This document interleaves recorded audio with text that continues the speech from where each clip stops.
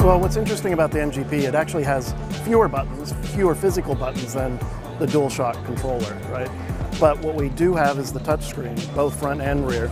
So we're trying to incorporate that in a lot of unique ways, because there's a lot of ideas of how touch can be incorporated, or how 6-axis or tilt, you know.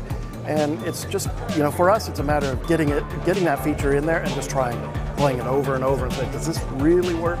You know, because the triangle button, you know, sort of an abstract way of saying, you know, pick up this object or open this door or kick open this gate or whatever.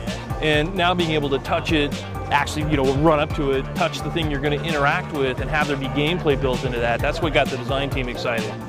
And similarly, I can actually take my finger here and just drag across the physical environment and have Drake follow. You know, because I was involved in the very first meeting, where the heads of Sony got together and said, okay, we're thinking about doing a PSP sequel, what would it be? And it's like they asked people that were making the games to sort of, you know, give their input on what this thing could be. And so we were excited about it from day one.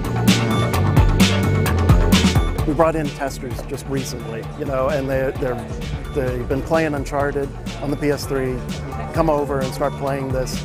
And you can see them start moving over to the touch and start using that more. So the ability to like integrate 2-stick motion with touch, with 6-axis, and having it just feel, as long as it feels natural, as long as it's fun, frankly, I think players are going to like it. And just keep in mind that what you're seeing right now is our first generation NGP engine.